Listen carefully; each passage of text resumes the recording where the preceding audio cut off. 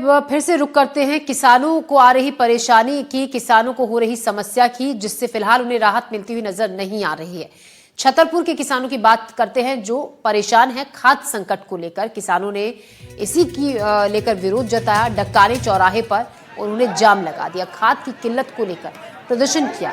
खाद की कालाबाजारी का आरोप लगाया। अब किसानों को समझाने में जुटे हैं अधिकारी कि उनकी समस्या का हल निकल जाएगा, लेकिन किसान पीछे हटने को तैयार नहीं है। उन्होंने डक्कानी चौराहे पर जाम लगा दिया।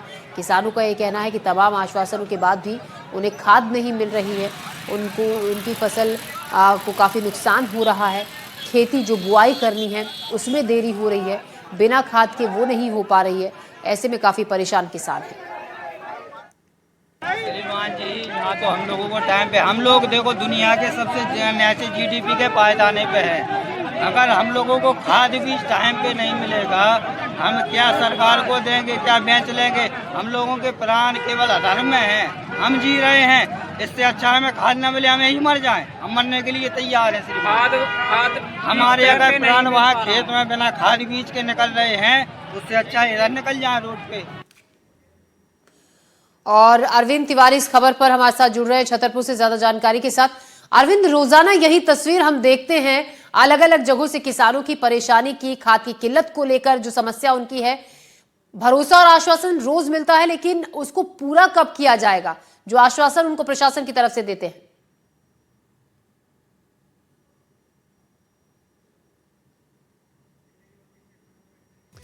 तो देखिए, छतरपुर के किसान जो कि परेशान है खाद की किल्लत, खाद की परेशानी, कमी को लेकर, और इसी को लेकर डक्कानी चौराहे पर किसानों ने प्रदर्शन किया।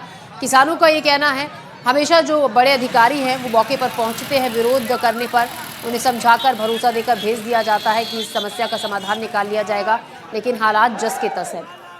अरविंद, हमारे सहयोगी एक बार फिर से हमारे साथ जुड़ गए हैं। अरविंद, फिलहाल क्या स्थिति है? विरोध लगातार किसान कर रहे हैं, अधिकारी भरोसा देने के लिए, समझाने के लिए पहुंचे, लेकिन स्थिति कुछ बदलती हुई दिख रही है?